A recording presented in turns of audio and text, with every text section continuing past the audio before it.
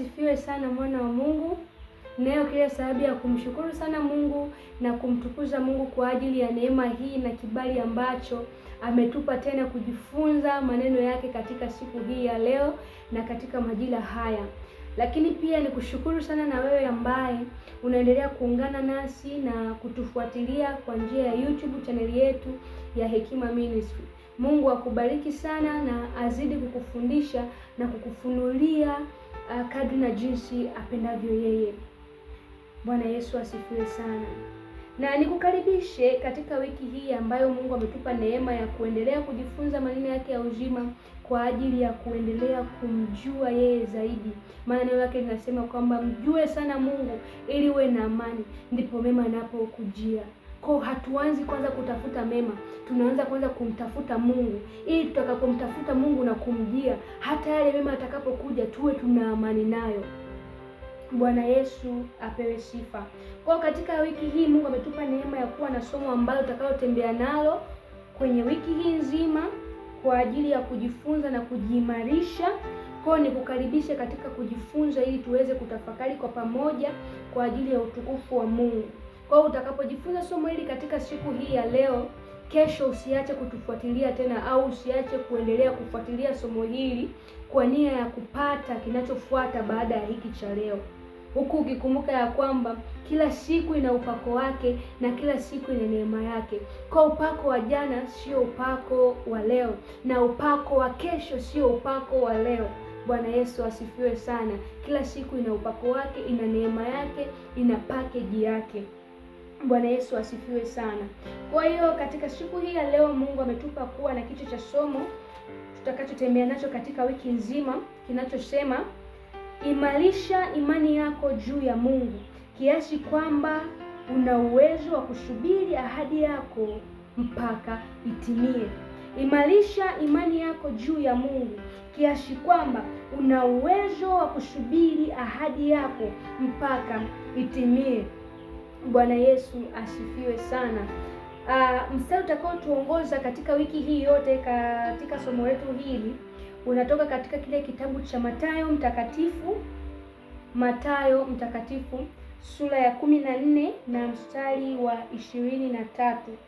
Mathayo mtakatifu sura ya 14 na mstari ule wa 23. Nami nitasoma kama Biblia yangu ilivyokwisha kuandika. Neno la Mungu linasema, baada ya kuaga akaenda zake mlimani peke yake kuomba. Jioni ilipofika, Yesu alikuwa huko peke yake. Wakati huo ile mashua ilikuwa mbali kutoka nchi kavu, ikisukwasukwa na mawimbi, kwa sababu upepo ulikuwa wa mbisho. Wakati wa zamu ya 4 ya usiku, Yesu akawaendea wanafunzi wake akiwa anatembea juu ya maji. Wanafunzi wake walipomwona akitembea juu ya maji, waliingiwa na hofu kuu, wakasema, ni mzimu. Wakapiga yowe kwa kuogopa. Lakini mara Yesu akasema nao akawaambia, ipeni moyo, ni mimi, msiogope. Petro akajibu, Bwana, ikiwa ni wewe, niambie nije kwako nikitembea juu ya maji. Yesu akamwambia, njoo. Basi Petro akatoka kwenye chombo akatembea juu ya maji kumwelekea Yesu. Lakini alipoona upepo mkali, aliingiwa na hofu, naye akaanza kuzama, huku akipiga kelele, Bwana, niokoe. Mara Yesu akaonyosha mkono wake na kumshika, akamwambia, wewe mwenye imani haba, kwa nini uliona shaka? Nao walipoingia ndani ya mashua, upepo ukakoma. Bwana Yesu asifiwe sana. Bwana Yesu asifiwe sana. Kama ukisoma Biblia yako na kama umenisikia vizuri kipindi nasoma mistari hii, kuna sehemu Yesu alimwambia hivi, wewe mwenye imani haba, kwa nini uliona shaka? Bwana Yesu asifiwe sana. Kwa sababu ni somo ambalo tunatembea nalo katika wiki hii yote, nilitamani au Roho Mtakatifu anatamani tuanze kujifunza kwanza kwenye msingi wa somo. Bwana Yesu asifiwe sana. Ambapo msingi wa somo letu ni imani, kama kichwa cha somo kinavyosema kwamba imarisha imani yako juu ya Mungu kiasi kwamba unaweza kuisubiri ahadi yako mpaka itimie. Bwana Yesu apewe sifa. Tukianza kujifunza nini maana ya imani, tutajua ni kitu gani ambacho Yesu alikuwa anakizungumzia alipokuwa akisema ewe mwenye imani haba. Bwana Yesu asifiwe sana. Sasa maana ya imani tunaipata katika kile kitabu cha Waebrania sura ya 11 na mstari wa kwanza. Waebrania sura ya 11 na mstari wa kwanza. Neno la Mungu linasema hivi: Basi imani ni kuwa na hakika na mambo yatarajiwayo, ni bayana ya mambo yasiyoonekana. Bwana Yesu asifiwe sana. Kwa tunaposema neno imani, ina maana kwamba au tunamaanisha kuwa ni kuwa na hakika na mambo yatarajiwayo na ni bayana ya mambo yasiyoonekana. Bwana Yesu asifiwe sana, kwamba unakuwa na uhakika wa kesho japokuwa kesho bado haujaiona. Ndio maana hata kama ukiangalia katika maisha yetu ya kawaida tu ya kila siku, unakuta mtu anakuambia kwamba kwa neema ya Mungu kesho nitakuletea ile pesa uliokuwa unanidai, au kwa neema ya Mungu kesho nikija darasani sitalisahau daftari lako, nitalikumbuka na nitakuletea. Au mwingine anakuambia kwamba kwa neema ya Mungu, Mungu akinipa kibali kesho nitaanzisha au nitaanza ule mradi ambao nilikuwa nimepanga kuanza. Bwana Yesu asifiwe sana. Ana uhakika ya kwamba kesho nitafika, japokuwa hajafika bado, japokuwa hajajua kama kesho aidha atakuwa yuko hai au atakuwa ni mgonjwa au atakuwa yupo katika hali gani, lakini anaamini ya kwamba kesho atakuwepo. Kesho atakianza kile alichosema atakianza, au atakiendeleza kile alichokuwa anakifanya leo. Bwana Yesu asifiwe sana. Haleluya, wana wa Mungu. Bwana Yesu apewe sifa. Kwa imani ni kuwa na hakika na mambo yatarajiwayo. Unakuwa na imani na kitu ambacho hujakiona, unakuwa na uhakika na kitu ambacho haujakiona, kana kwamba umekwisha kukiona. Tuchukulie mfano mzuri kwa mama ambaye ni mjamzito. Mwanamke anapokuwa ni mjamzito, anapokuwa na mimba ya miezi 9, kipindi hata ile mimba bado ina wiki moja, tayari ndani yake kuna tumaini, kuna uhakika, kuna picha anaanza kuiona ndani yake ya mtoto ambaye atakayezaliwa, kama atakuwa ni wa kiume au katakuwa ni kakike, ya kwamba katakuwa ni kembamba au katakuwa ni kanene. Hapa katikati huwa hawazagi kwamba aidha mtoto anaweza akapata shida akazaliwa akiwa kabichi, aidha mtoto anaweza akapata shida akazaliwa akiwa amefariki, lakini yeye ndani yake tayari kuna picha anakuwa ameshaiona ya kwamba nimeshamnyanyua mtoto wangu, ya kwamba nimeshamzaa, ya kwamba nimeshaanza kumnyonyesha. Kwa anakuwa na uhakika na mtoto kwamba atazaliwa akiwa mzima. Ndio maana unapomuuliza, unapoangalia ndani yake, tayari anakuwa ameshaanza kumuona yule mtoto ndani, ili hali ikiwa bado mtoto ni kichanga sana, bado kiko tumboni. Bwana Yesu asifiwe sana. Anakuwa na uhakika kwamba atamzaa, anakuwa na uhakika kwamba atamnyonyesha hata kama mtoto bado yuko tumboni na ni kichanga kidogo. Bwana Yesu asifiwe sana. Tukiangalia mfano mzuri pia hapa, tunaweza tukamwangalia mwanamke ambaye ameolewa. Yamkini amekaa miaka 5, yamkini amekaa miaka 10, bado hajapata mtoto. Lakini katika maombi yake bado anaendelea kumwomba Mungu, kumwambia kwamba Mungu, ninakuamini, Mungu ninakutumaini, ya kwamba haijalishi ni kesho au ni kesho kutwa au ni mtondogoo, lakini nina uhakika ya kwamba ipo siku moja nitazaa.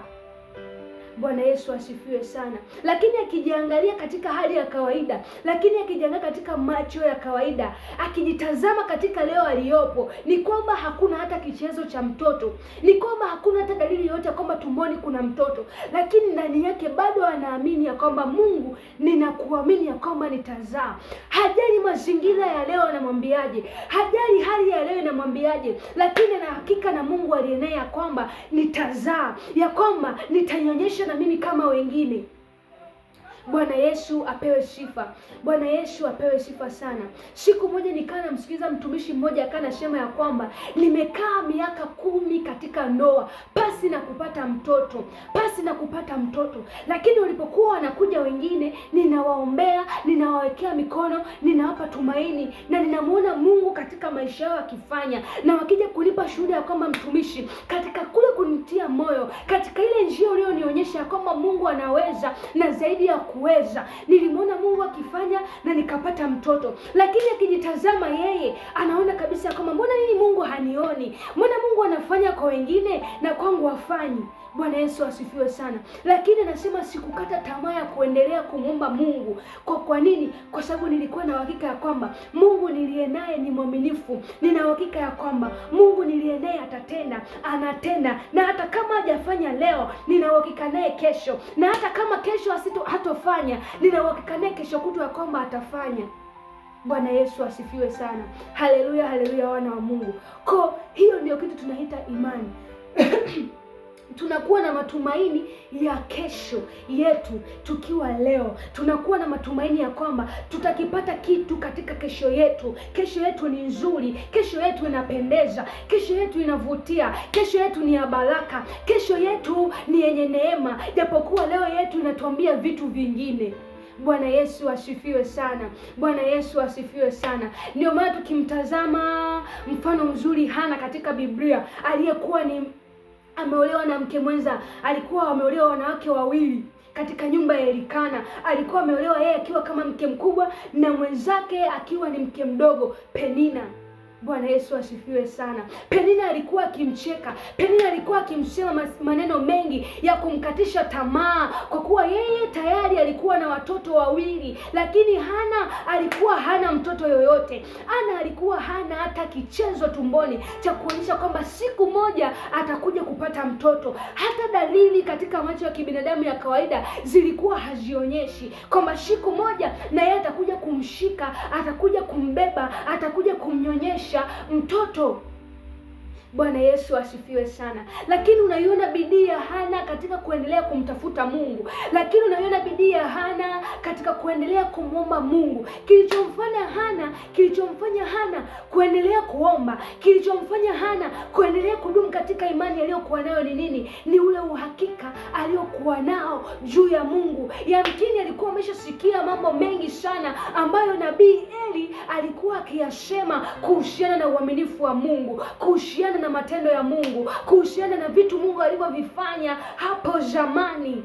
Bwana Yesu asifiwe sana. Alikuwa amekwisha kuvisikia vingi. Kwa hiyo hata alipokuwa akijitazama katika hali aliyonayo, alijua kabisa ya kwamba Mungu aliyefanya kwa wale hata na kwangu pia atafanya. Kwa alikuwa na uhakika ya kwamba kwa kuwa Mungu ni mwaminifu, hata na mimi leo katika hali nilionayo leo, katika changamoto ya kukosa mtoto ninayopitia leo, nikimwomba lazima atafanya. Bwana Yesu asifiwe sana. Na kilichompa kupokea ni ule uhakika wa kitu alichokiamini.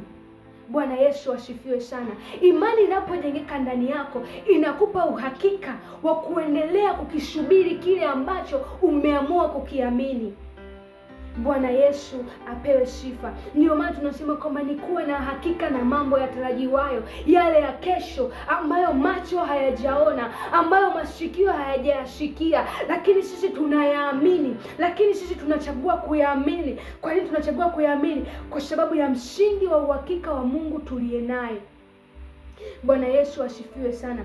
Ndio maana ukisoma maneno ya Mungu yanayotoka katika kile kitabu cha Warumi sura ya 10 na mstari wa 17, neno la Mungu linasema hivi: basi imani chanzo chake ni kusikia, na kusikia huja kwa neno la Kristo. Bwana Yesu asifiwe sana. Kwa kinachojenga imani ndani ya mtu, ni kile mtu anachokisikia. Bwana Yesu asifiwe sana. Ndio maana Biblia imesema vizuri kwamba na kusikia huja kwa neno la Kristo. Kwa inategemeana katika kuamini kwako umesikia nini, inategemeana katika kule kuamini kwako ulisikia nini. Bwana Yesu asifiwe sana. Bwana Yesu asifiwe sana. Mfano mzuri kama tulivyoanza kusema hapo kwa swala zima la mjamzito, mwanamke mjamzito au na yule ambaye bado hajapata ujauzito, kama jinsi ilivyokuwa kwa Hana. Bwana Yesu asifiwe sana. Mwanamke anapokuwa mjamzito na anatarajia kupata mtoto, ili imani yake iendelee kujengeka kwamba nitapata mtoto, inategemeana na kitu atakachokuwa anakisikia mara kwa mara. Kama mwanamke ni mjamzito na akawa anasikia maneno ya faraja, amezungukwa na watu wanamwambia kwamba utajifungua katoto kazuri, utakajifungua katoto katakakokuwa kamebarikiwa, utajifungua katoto kenye kapekee sana, ambako katika haya maisha ya kawaida akajawahi kuonekana, uwe na hakika ya kwamba imani ya yule mwanamke katika kuendelea kumsubiri yule mtoto, katika kuendelea kuamini ya kwamba siku moja atanyonyesha, itaendelea kuongezeka zaidi. Kwa nini? Kwa sababu amezungukwa na maneno ambayo yanaujaza moyo wake, yanaendelea kuinua imani yake katika kutarajia mtoto ambaye yuko tumboni mwake.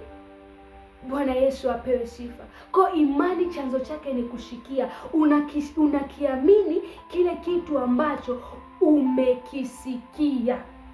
Bwana Yesu asifiwe sana. Kwa watu ukimwangalia, tuseme mfano mzuri Hana, imani yake ilijengeka kwa nini? Imani yake ilijengeka kwa sababu gani? Ndicho kitu alichokuwa akikishikia kipindi nabii Eli anawaambia na kuwashuhudia kuhusiana na habari za Mungu. Zile habari alizokuwa akizishikia Hana ndizo zilizompa uhakika wa kuendelea kusimama, uhakika wa kuendelea kusubiri juu ya uaminifu wa Mungu, juu ya kitu Mungu atafanya katika maisha yake. Kilichomfanya aendelee kusimama, kilichomfanya aendelee kusubiri ni ile kitu alichokuwa akikisikia kutoka kwa Mungu wa Israeli, yale matendo ambayo Mungu aliyafanya kwa juu ya wana wa Israeli. Bwana Yesu asifiwe sana. Nitolee mfano hapa. Kipindi nilipokuwa mdogo, nilipokuwa nikiosha vyombo nyumbani, mzazi wangu alikuwa ananiambia hivi, wewe ukiwa unaosha sufuria la ugali, usiwe unakokoa ule ugali, tukimaliza ule ukoko unaobaki chini ya sufuria pale, anasema usiwe unakokolea ule ukoko, usiwe unautoa ule ukoko kwa kutumia kijiko. Nikanauliza kwa nini? Akasema kwa sababu ukiwa unatoa ule ukoko kwa kukwaruza na kijiko, wakati utakapokuwa mjamzito ukitaka kujifungua, tumbo litakuwa linakwaruza vile vile kama unavyokuwa unakwaruza sufuria. Bwana Yesu asifiwe sana. Asa nikajaribu kuwauliza baadhi ya watu ambao ni wa kabila langu, nikawa nawauliza, hivi ni kweli kwamba mtu anapokuwa akikokolea sufuria la ugali kwa kutumia kijiko, ni kweli kwamba atakapokuwa anajifungua ni tumbo linakuwa linakwaruza? Nikamuuliza wa kwanza, akaniambia ni kweli. Nikamuuliza wa pili, akaniambia ni kweli. Nikamuuliza na watatu, akaniambia ni kweli. Nikasema nikamuuliza, wewe je, ulipokuwa mjamzito hiyo hali ilikukuta? Akasema hapana, mimi sikuwahi kufanya hivyo, kwa sababu ndicho kitu ambacho niliambiwa. Kwa unaona ya kwamba yamkini kweli walipokuwa wakifanya vile kilikuwa kinawapata. Kwa nini? Kwa sababu ndicho kitu ambacho walikisikia, ndicho kitu ambacho walikuwa nakisikia, na baada ya kukisikia kile kitu kikaanza kujenga kitu kipya ndani yao. Kwa wakajikuta wakikwaruza kweli yale masufuria, ule ukoko kwa kutumia kijiko, wanajikuta kweli wakati wa kujifungua tumbo linakuwa linakwaruza. Kwa nini? Ndicho kitu ambacho walikisikia, na baada ya kukisikia kikatengeneza uhakika ndani yao ya kwamba utakapolikwaruza lile sufuria la ugali kwa kutumia kijiko, wakati wa kujifungua ndivyo itakavyokuwa. Bwana Yesu asifiwe sana. Kwa imani yako inajengeka na kipi ambacho unakisikia. Kipi unachokisikia? Kile unachokisikia katika masikio yako ndicho kinachojenga imani yako, ndicho kinachobadilisha mitazamo yako, ndicho kinachobadilisha kutembea kwako, ndicho kinachobadilisha kusema kwako. Bwana Yesu asifiwe sana. Bwana Yesu asifiwe sana. Kwa kile unachokisikia kina nafasi kubwa sana katika maisha yako. Ndicho kitakachokuamulia ni nini ufanye, ni kwa namna gani ufanye, ni unatembeaje, ni kwa namna gani utembeaje kile unachokisikia. Ndio maana Biblia yenyewe inatuambia kwamba hivi, imani chanzo chake ni kushikia, na kushikia huja kwa neno la Kristo. Kwa kama msingi wa kile unachokisikia likiwa ni neno la Kristo, uwe na hakika ya kwamba ile neno la Kristo ndilo litakalokuwa likikusimamisha, litakalokuwa likikuongoza katika hali yote utakayokuwa unapita, katika changamoto yote utakayokuwa unapita. Ni lile neno la Kristo ambalo limejengeka ndani yako ndilo litakalokuwa linakuongoza, ndilo utakalokuwa ukilitazama. Hata ukipita katika shida, hata ukipita katika changamoto, lile neno la Kristo ambalo limeachiliwa ndani yako ndilo litakalokuwa likikuongoza katika kila hatua ambayo unakuwa ukiipiga katika maisha yako. Bwana Yesu asifiwe sana. Bwana Yesu asifiwe sana. Kwa hiyo imani ni kuwa na hakika.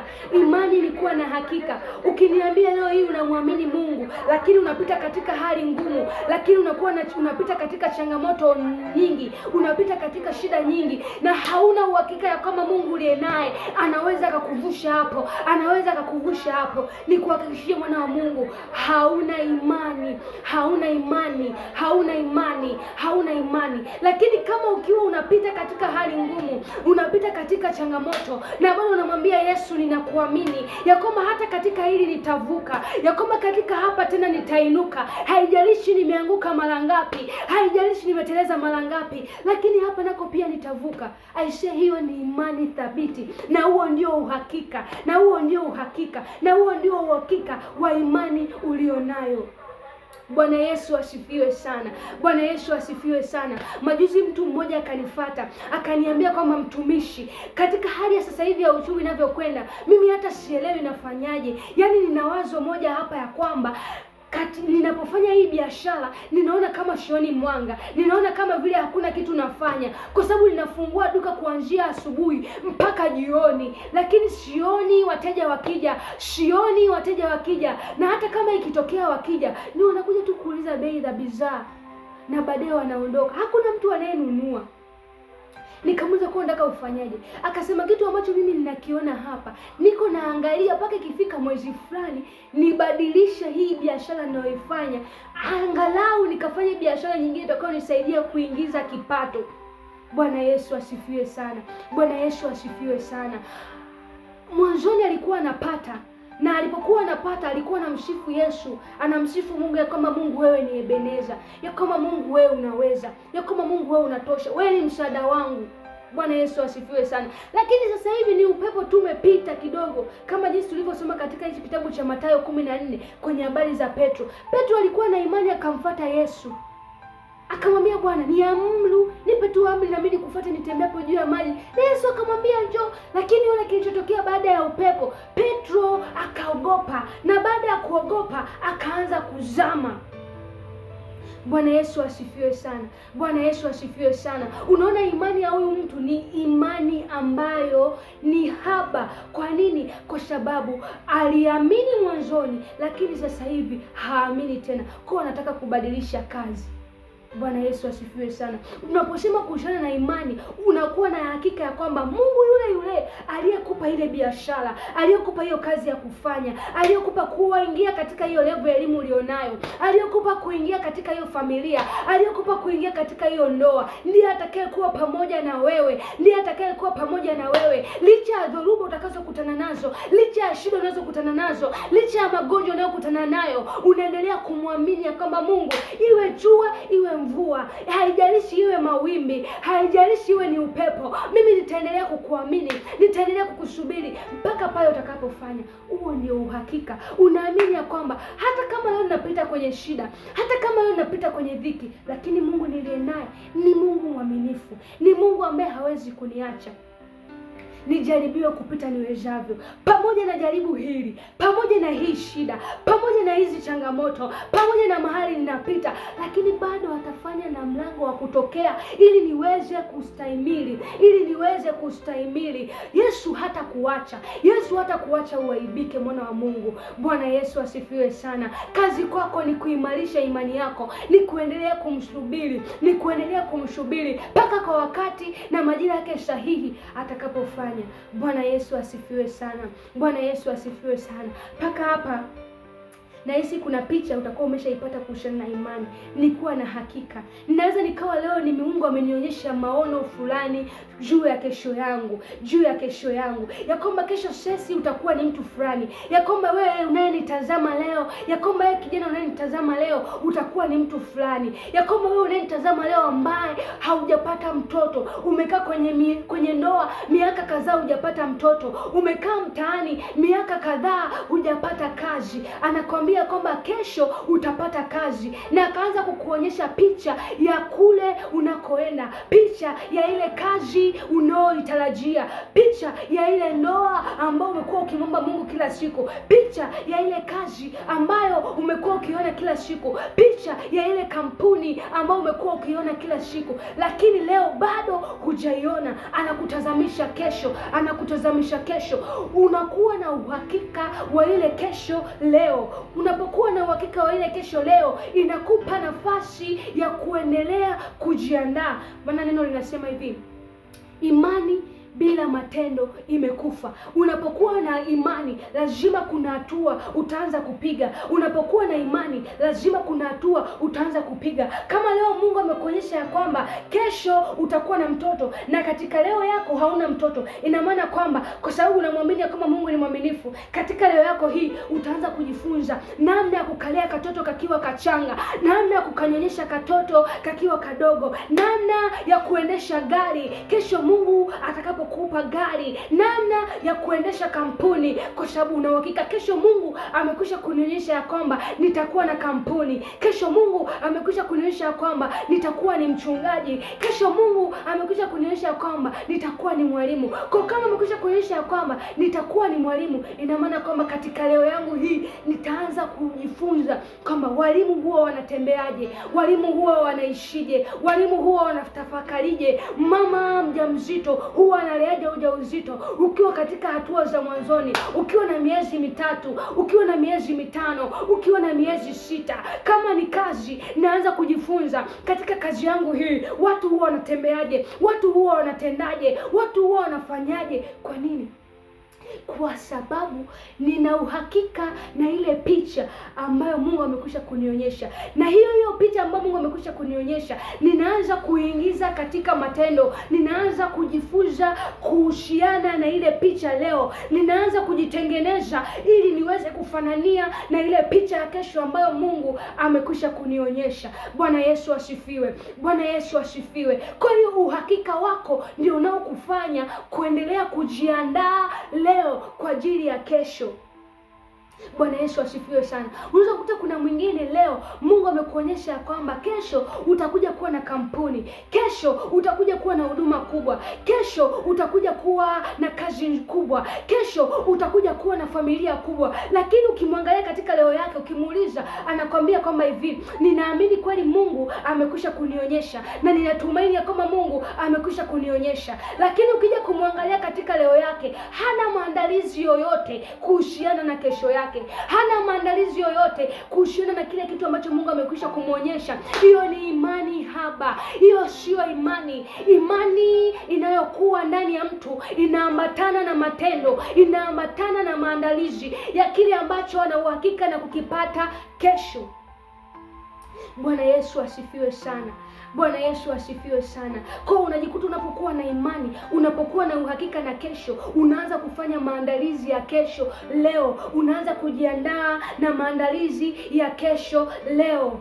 Bwana Yesu asifiwe sana. Bwana Yesu asifiwe sana. Hana kukata tamaa kwa sababu ndani ya moyo wake alikuwa ameshamuona mtoto. Ndani ya moyo wake alikuwa ameshamuona mtoto. Ndio maana hakukata tamaa. Ndio maana hakuamua kuishia pale katika maneno ya Penina. Hakuamua kuishia pale kipindi nabii Heli anamwambia kwamba wewe mwanamke utakuwa mlevi mpaka lini? Utaendelea kuwa mlevi mpaka lini? Uache kileo, uache kulewa.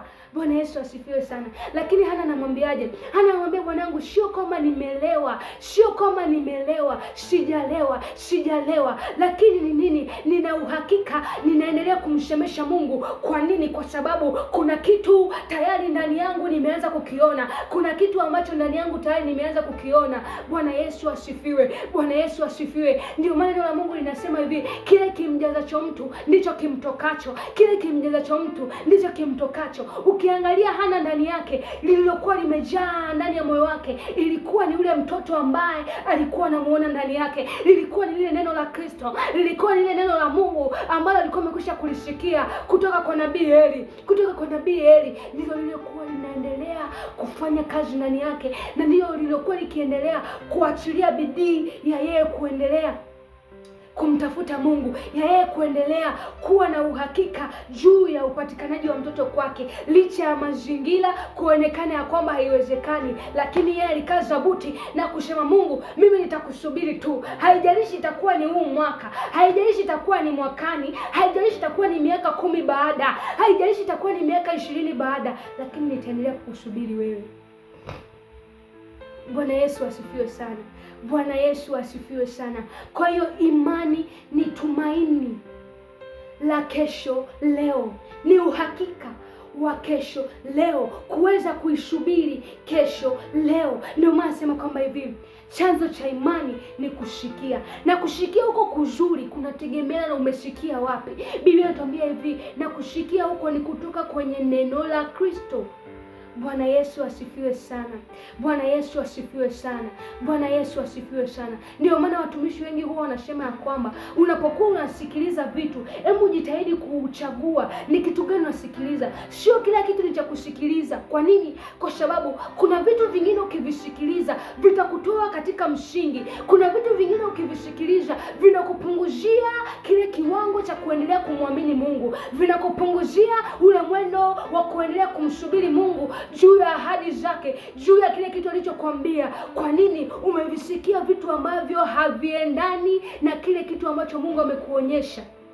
Bwana Yesu asifiwe sana. Kwa Mungu anapokuonyesha kitu, hebu anza kutengeneza mazingira ya kujisogeza na kile kitu ambacho kinakuimarisha, na kile kitu ambacho kinakutengeneza. Unaweza ukawa ni mtu umekaa ndani yako, Mungu akakwambia kwamba ninataka nikuinue, ninataka nikupe kampuni, ninataka uwe mtu mkubwa, ninataka uwe mtu imara. Bwana Yesu asifiwe sana. Lakini katika njia yako ukawa umejizungushia watu ambao kila siku wanasema haiwezekani, kila siku wanasema ya kwamba haiwezekani, kila siku wanakwambia kwamba hilo tatizo ambalo unajisemea kwamba utapona, kila hilo tatizo unajisemea kwamba utapona, daktari ameshakwambia kwamba haiwezekani, daktari ameshakwambia kwamba utakufa na huo ugonjwa. Wapo watu wamekwambia kwamba hautaendelea mbele, wako watu ambao wamekwambia kwamba katika biashara ambayo leo inaonekana kwamba haina wateja, inaonekana ya kwamba imekufa, haitainuka tena. Umezungukwa na watu wanaokukatisha tamaa,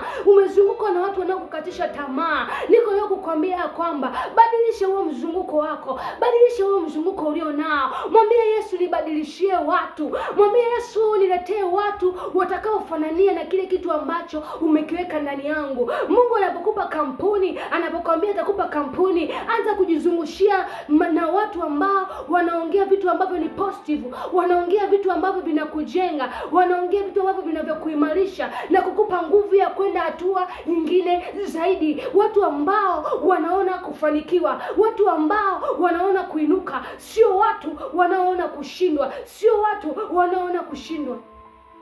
Bwana Yesu asifiwe sana.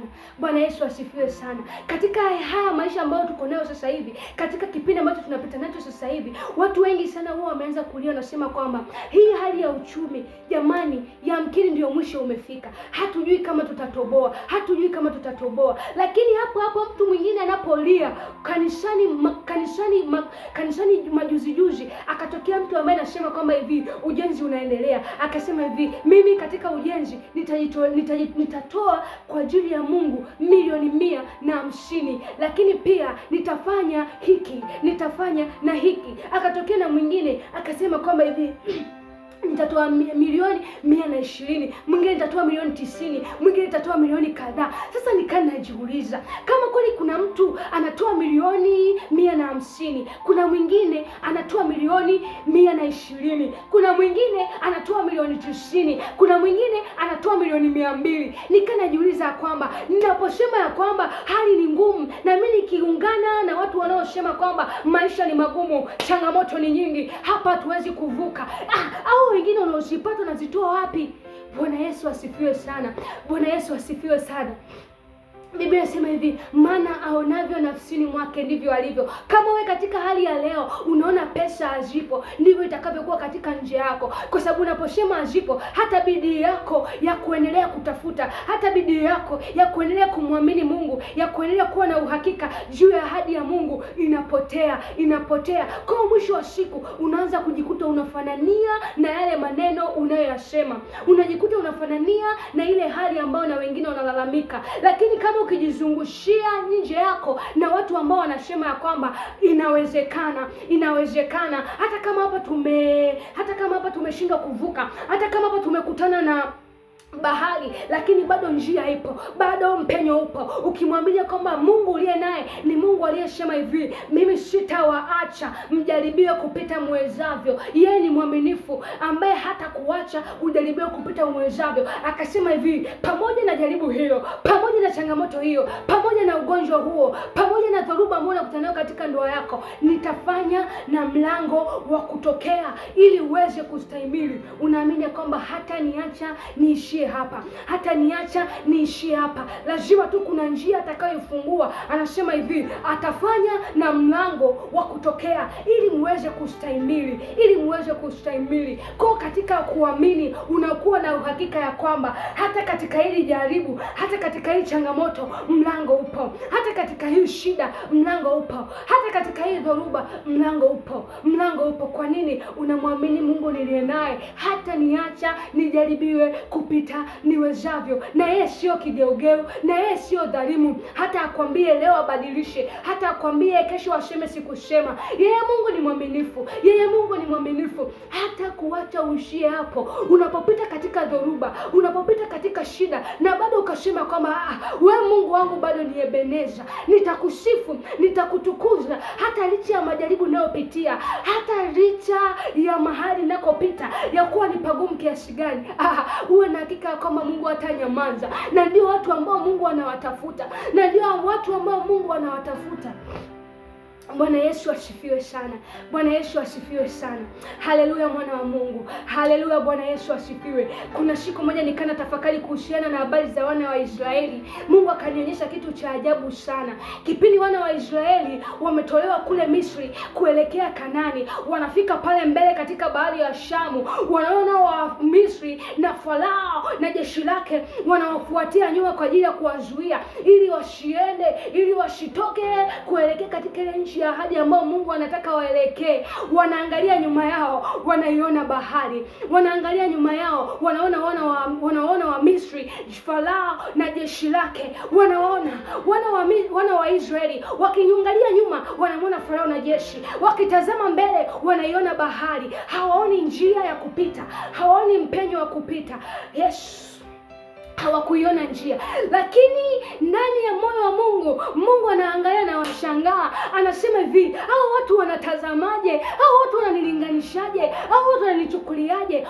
Wakiangalia mbele yao wanaona bahari. Kwa macho yao kawaida, kwa akili zao za kibinadamu wakawa wanaiona bahari. Lakini Mungu yeye aliyeyumba miisho ya dunia, Mungu yeye ambaye ndiye Alfa na Omega, akitazama katika ile bahari, mahali ambapo wao wanaona giza, mahali ambapo wao wanaona kushindwa, Mungu anaiona njia.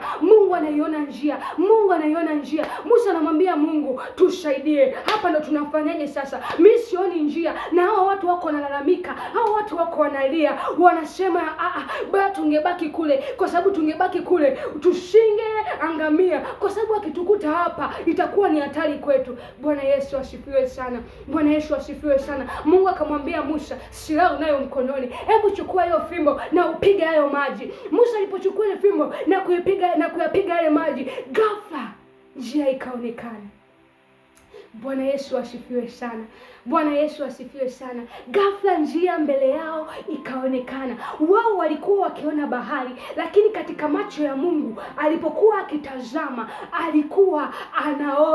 alikuwa anaiona njia. Ndivyo hivyo hata na wewe leo, kuna mahali unapita, unasema kwamba mimi sioni njia, mimi ninaishi kukata tamaa, mimi ninaishi kushindwa, mimi ninaishi kuishia hapa. Lakini Mungu anapotazama katika hapa ulipo, anaona njia, anauona mlango wa wewe kutoka, anauona mlango wa wewe kupitia, anaona kwamba katika hiyo bahari pembeni yake kidogo kuna njia ambayo unaweza ukapita na ukaokoka na ukaendelea kumtukuza Mungu na kusema hakika kwamba Mungu wewe ni Ebeneza, na kusema hakika kwamba wewe ni Mungu ni mwaminifu, na kusema kwamba wewe ni hakika ni Mungu unayeweza. Ipo njia. Bwana Yesu asifiwe sana. Asa wengi tunapopita katika changamoto kama hizo, tunapopita katika dhoruba kama hizo, tunaanza kulegalega katika imani, tunaanza kuyumbayumba katika imani. Ule uhakika wa kuendelea kumwamini Mungu juu ya uaminifu wake, juu ya ahadi zake unaondoka. Bwana Yesu asifiwe sana. Bado tupo katika somo letu, imani ni kuwa na hakika na mambo yatarajiwayo. Haijalishi unapita katika dhoruba kiasi gani, haijalishi ndoa yako inaonekana mbona kama hii ndoa inaenda kufa hii, mbona kama hii ndoa inaenda kuharibika, mbona kama mtoto haeleweki, mbona kama mtoto anafeli, mbona kama mtoto haeleweki, mbona kama hii biashara ni kama inaenda kufa, mbona kama haya masomo ni kama ninaenda kufeli kwa sababu ninasoma na sielewi, kwa sababu natafuta pesa na sijui zinaelekea wapi.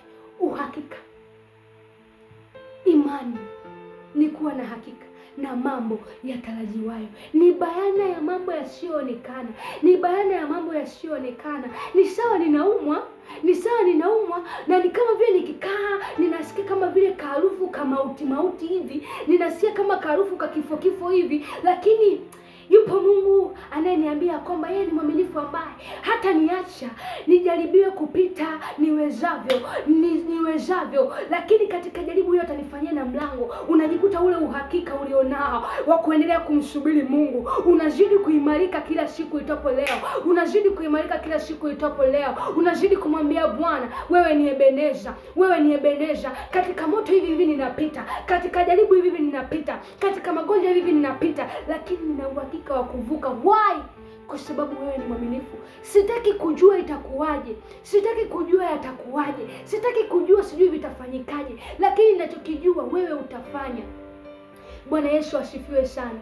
Bwana Yesu asifiwe sana. Tutakapoendelea kujifunza somo hili, tutajifunza vizuizi vya imani yetu kwa Mungu. Ni vitu gani ambavyo vinatuzuia sisi kuendelea kumwamini Mungu? Ni vitu gani ambavyo vinatuzuilia sisi kuendelea